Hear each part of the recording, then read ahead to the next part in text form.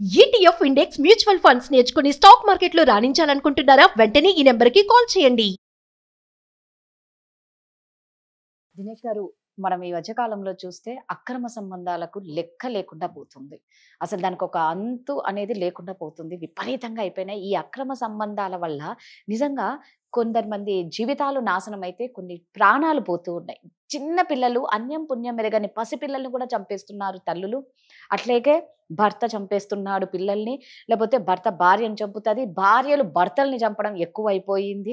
ఇంకా ప్రతిదానికి ఒకటే, మాకు అడ్డొస్తే వాళ్ళను లేపేయడమే, తుడిచిపెట్టేస్తాం, తీసి పడేయాలనేసి ఫిక్స్ అయిపోయారు. బట్ నిజంగా చాలా బాధేస్తుందండి. వీళ్ళకి ఈ పిల్లల పరిస్థితి ఏంటి? ఒకవేళ భార్యను చంపేసినా, భర్తను భార్య చంపినా, భార్యను భర్త చంపినా పిల్లలు అనాథలు అయిపోతారు. సో వీళ్ళకి ఎలా ఉంటాయండి చట్టాలు?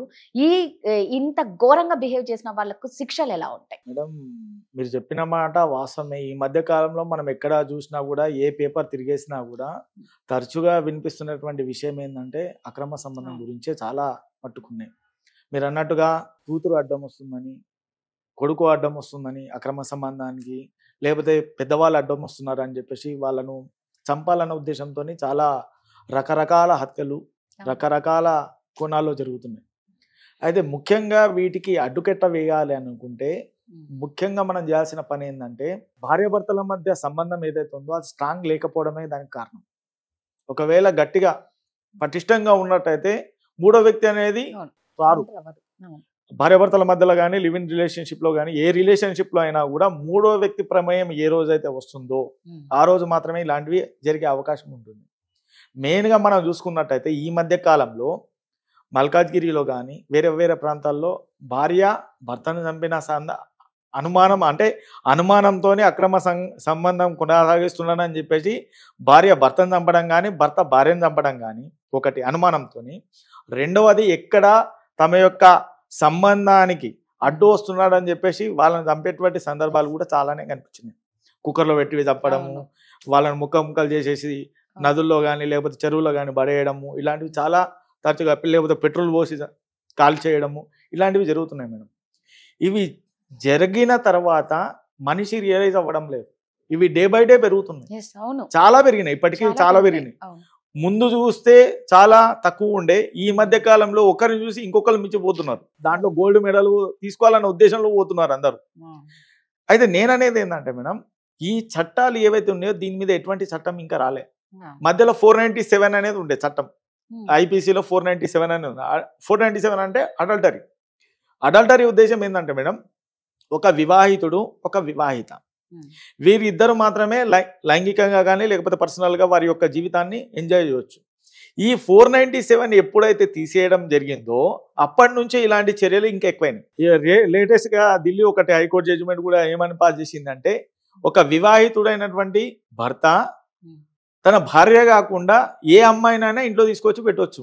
ఇలాంటివి చట్టాలు వచ్చినప్పుడు కానీ, ఇలాంటివి జడ్జిమెంట్లు వచ్చినప్పుడు కానీ ఒక కామన్ మ్యాన్ ఎలా ఆలోచిస్తున్నాడంటే, ఇదేం కోట్ల వ్యవస్థరా, ఖచ్చితంగా చేస్తున్నారు కానీ అక్కడ జరిగేటప్పుడు అంటే ప్రతి కేసు ఒక్కొక్క కేసుకి సంబంధం ఉండదు మేడం. ఒక కేసు అయినప్పుడు ఆ కేసులో ఉన్నటువంటి పూర్వపరాలను తీసుకున్న తర్వాత మాత్రమే జడ్జి గారు జడ్జిమెంట్ ని వెలువరిస్తారు. వాళ్ళు ఇప్పుడు కొంతమంది ఏం చేస్తున్నారు అంటే, ఆ జడ్జిమెంట్లు వెలువరించిన తర్వాత కూడా అందులో వాళ్ళకు అనుకూలమైన విషయాలు ఏవైతే ఉన్నాయో అవే హైలైట్ చేస్తున్నారు. ఈ హైలైట్ చేయడం వల్ల ఏమైతుందంటే, అవి ఎక్కువ అయ్యేసరికి అరే మైండ్ లో ఒకటి వస్తుంది, అరే 497 తీసేశారు, ఇక ఈ జడ్జిమెంట్ ద్వారా మేము అందరం ఫ్రీ, మేము మా ఇష్టం ఏమైనా చేయవచ్చు. అదొకటి. మధ్యలో ఇంకొకటి, రీసెంట్ గా అహ్మదాబాద్ హైకోర్టులో కూడా ఒక జడ్జిమెంట్ ఏమైందంటే, అందులో తన భార్య, తన మేజర్ ఉంటాడు, తన భార్య ఎవరైతే ఉన్నారో తన సబార్డినేట్ ఆఫీసర్ తోని షీజ్ ఇన్ ప్రైవేట్ ప్లేస్ లో ఉంటుంది. తను ప్రైవేట్ ప్లేస్ లో ఉండేసరికి భర్తకు అనుమానం వచ్చేసి ఆ భార్య మీద కేసు పెడతాడు. భార్య మీద ఏమని కేసు పెడతాడంటే, తను ఎవరితో వెళ్ళింది, తన యొక్క చాటు వివరాలు కానీ, తన యొక్క సంబంధ విషయాలు కానీ ఇవన్నీ నాకు అప్పచెప్పండి అని చెప్పేసి వాడు కోర్టులో పిటిషన్ వేస్తాడు. కోర్టులో పిటిషన్ వేసినప్పుడు ఇమీడియట్లీ కోర్టు ఏం చెప్తుంది అంటే, రైట్ అగైనెస్ట్ ప్రైవసీ అనేది ప్రతి ఒక్కరికి ప్రైవసీ అనేది ఉంటుంది. ఆ ప్రైవసీకి బట్టి మేము ఎవరి వివరాలను గోప్యంగా ఉంచాల్సిన అవకాశం మా దగ్గర ఉంటుంది. కాబట్టి మీరు ఒకవేళ అడిగినట్టయితే మీ మీద కేసు పెట్టే అవకాశం ఆ అమ్మాయికి ఉంటుందని చెప్పి చెప్పారు జడ్జిమెంట్లో.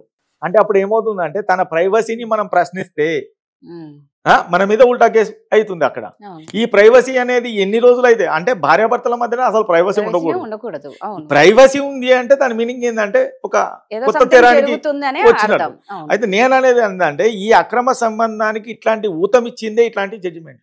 Right. అవి కొన్ని కేసెస్ల వల్ల, ఉమ్, అందరి కేసెస్లో అలా ఆలోచన చేయరు. ఉమ్, ప్రతి మన భారత రాజ్యాంగం అనుసరించి ఏ కోర్టు అయినా కూడా తన తీర్పుని వెలువరించాల్సిందే. కానీ ప్రతి ఒక్కరు, ఇప్పుడు మనం అందరం మనుషులమే మేడం, ఉమ్, మనం అందరం ప్రతి ఒక్క మనిషికి 2 చేతులు 2 కాళ్ళు ఒక ముక్కుకి ఇవి సాధారణంగా ఉంటాయి. కానీ మీ హావభావాలు కానీ మీ క్యారెక్టరిస్టిక్స్ కానీ ఇవన్నీ డిఫరెంట్ ఉంటాయి. అట్లనే కేసులలో కూడా ఉమ్, ఒక కేసుకి ఇంకొక కేసుకి పొందన ఉండదు కొన్ని సార్లు. ఇలాంటి సందర్భాల్లో ఏంటంటే ఇలాంటివి జడ్జిమెంట్లు వచ్చేసరికి ఊతం ఇచ్చిన తర్వాత ఇవి ఇలాంటివి ఇష్యూస్ పేటరైపోతున్నాయి. కాబట్టి ఎప్పుడైనా కూడా ఒక జడ్జిమెంట్ అనేది స్ట్రిక్ట్గా ఉండాలి.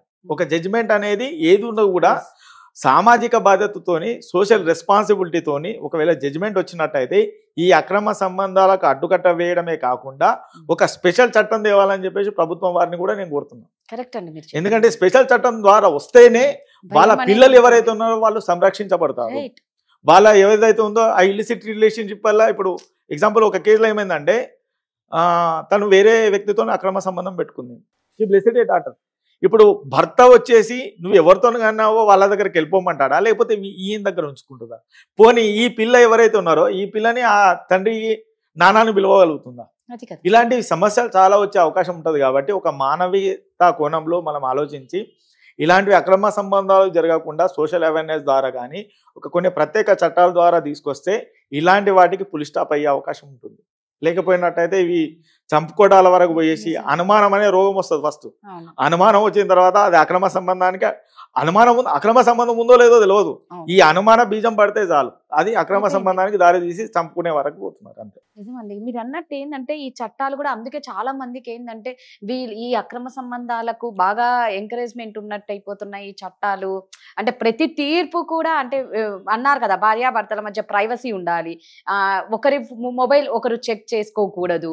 సో ఇవన్నీ ఏమనిపిస్తుందంటే ఆ చట్టాలు వచ్చినప్పుడు ఆబ్వియస్లీ అందరికీ ఏంది ఇట్లయిపోయింది, ఇంకా పెళ్ళిళ్ళు ఎందుకు, ఇంకా సంసారాలు చేయడం ఎందుకు, దీనికంటే ఒక పెళ్ళి ఎందుకు, విచ్చలవిడితనాన్ని అఫీషియల్ గా ఇచ్చినట్లు అయిపోయింది కదా అనేసి అనుకుంటున్నారు. ఏం లేదు మేడం, దీంట్లో ఏంటంటే ఒక పర్సన్ ఒక రకంగా ఆలోచిస్తే ప్రాబ్లం ఏమి ఉండదు. అందరినీ దృష్టిలో పెట్టుకొని జడ్జిమెంట్ ఇచ్చినట్టయితే ఇట్స్ ఈజీ ఉంటుంది ప్రతి ఒక్క దీనికి. కొన్ని సార్లు ఎలా ఉంటుందంటే కొన్ని జడ్జిమెంట్లు, ఇప్పుడు మనం 498 గురించి దాకా మాట్లాడినప్పుడు 498 అనేది చాలా మంది మిస్యూజ్ చేస్తున్నారు. ఖచ్చితంగా అవునండి. ఇలాంటి చట్టాన్ని కూడా చాలా మంది మిస్యూజ్ చేస్తున్నారు. ఇప్పుడు ఈ 497 తీసేయడం వల్ల చాలా మంది అది ఒక వెపన్ లాగా యూజ్ చేసుకొని మేము ఏమైనా చేసినా కూడా మమ్మల్ని అడిగేవాడు లేడు అన్న ఒక దీంట్లో పోతున్నాం. కానీ కొత్త చట్టంలో ఇవన్నిటికీ సొల్యూషన్స్ ఉన్నాయి. కానీ ఆ చట్టము తీసుకురావడం ఒక ఎత్తు అయితే దాన్ని ఇంప్లిమెంటేషన్ స్ట్రిక్ట్ గా ఇంప్లిమెంటేషన్ చేయడం మరొక ఎత్తు. ఇప్పుడు చట్టంలో ఉన్నాయి అన్ని చాలా మటుకు కొన్ని అంటే దాంట్లో లూప్ హోల్స్ ఎక్కడ ఉన్నాయి, దాంట్లో ఎక్కడైతే కామన్ పాయింట్స్ ఎర్రర్ ఎక్కడ ఉన్నాయి అనేది చూసుకొని కొంతమంది ఇప్పుడు ఈ మధ్య కాలంలో ఇంకొకటి కొత్త ప్రయోగానికి తెరలేపారు చాలా మంది. యూట్యూబ్లలో చూసుకొని గూగుల్లో సెర్చ్ చేసుకొని మర్డర్లు చేసేటువంటి స్థాయికి వెళ్ళారు. ఇలాంటి వాటి మీద కూడా కొన్ని చట్టాలు తీసుకొస్తే స్ట్రిక్ట్ గా ఖచ్చితంగా అండి అవును బాగుంటుంది. ఎట్ ద సేమ్ టైం ఏంటంటే మ్యారిటల్ లైఫ్ అనేది ఏదైతే ఉందో చాలా మందికి ఒక మన హిందూ ధర్మ ప్రకారంగా కానీ అంటే మనము సాక్రమెంటల్ అంటారు దీన్ని, అంటే ఒక హిందూ వ్యవస్థ ద్వారా జరిగేటువంటి ఈ పెళ్లి ఏదైతే ఉందో దీనికి పునర్జీవం పోయాలి అని అనుకుంటే చట్టాలు కఠినంగా వ్యవహరించాల్సిన అవసరం ఉంది. ఎట్ ద సేమ్ టైం జడ్జిమెంట్లు కూడా సరే ప్రైవసీ ఉంటుంది, నేను కాదన్నాను. ఆ ప్రైవసీ ఎంతవరకు ఉండాలి అంటే ఇప్పుడు మీ మొబైల్ మీ భర్త చూడడం కానీ నా మొబైల్ భార్య చూడడం కానీ ఇట్లాంటివి ఏవైతే ఉన్నాయో ఒక దాపరికం అనేది తెరలేపినప్పుడే, దాపరికాలు లేనప్పుడే ఇలాంటివి అమలు అవుతాయి. దాపరికం ఏ రోజైతే వస్తుందో ఆ కట్టెన్ మధ్యలో వచ్చేస్తాయి. ఏదో ఒకటి ఉంది అని వీడు అపోహపడ్డము, వాడు ఆమె ఇది చేయడం. భార్య భర్త అంటేనే దాపరికం లేని బంధం, దాంపత్య బంధం. ఇప్పుడు ఇన్ని పెడితే ఇక ఏముందండి, అసలు అక్రమ సంబంధాలు లెక్క లేకుండా పెరిగిపోతున్నాయి. సో నిజంగా మీరు అన్నట్టు ఏంటంటే కొత్త చట్టాలు రావాలని కోరుకుంటున్నాం, కఠినంగా శిక్షలు ఉండాలి, అవేర్నెస్ జరగాలి. ఫస్ట్ అవేర్నెస్ చాలా ఇంపార్టెంట్ అండి. అవేర్నెస్ జరగాలి. ఇంకోటి ఏంటంటే మెయిన్ గా నేను రీసెంట్ గా అబ్జర్వ్ చేస్తుంది ఏంటంటే మేడం, స్కూల్లో కూడా ఎడ్యుకేషన్ లో కొన్ని మార్పులు జరగాలి. స్కూల్ వ్యవస్థల్లో కానీ లేకపోయినట్టయితే పెద్దగా అయిన తర్వాత సోషల్ అవేర్నెస్ ప్రోగ్రామ్స్ కానీ లేకపోయినట్టయితే ఇప్పుడు ఒక అమ్మాయి ఒక అబ్బాయితో మాట్లాడినా ఒక అమ్మాయి ఒక అబ్బాయితో మాట్లాడినా ఇమీడియట్లీ ఫోటోల క్యాప్చర్లు చేసేసి వాళ్ళను బ్లేమ్ చేయడం కానీ వాళ్ళను తెలుసుకోవాలి. ఒక సమస్య వచ్చినప్పుడు దాన్ని తెలుసుకునేటువంటి ఉద్దేశం ఉంది. ఇప్పుడు భర్త ఒక అమ్మాయి ఒక అబ్బాయి మాట్లాడుకుంటున్నారు, తన భార్యనే మాట్లాడుతుంది అనుకో సపోజ్ ఎగ్జాంపుల్. భర్త ఇలా ఆలోచన చేయట్లేదు, వాళ్ళిద్దరికి డైరెక్ట్ కాంటాక్ట్ ఉందని చెప్పేసి డిక్లేర్ చేస్తున్నాడు వాడు. ముందు ఒకసారి పిలిపించి మాట్లాడితే ఒక సమస్యకు అక్కడే ముగింపు పలికే అవకాశం ఉంటుంది మేడం. లేదా ఒక అమ్మాయి ఒక అబ్బాయి మాట్లాడుకుంటే వాళ్ళిద్దరి మధ్యన ఏదో ఉందని చెప్పేసి రాసేసుకుంటారు అందరు. అది తగ్గించాలి ఫస్ట్. కరెక్ట్ గా చెప్పారండి. Thank you ma'am. Thank you.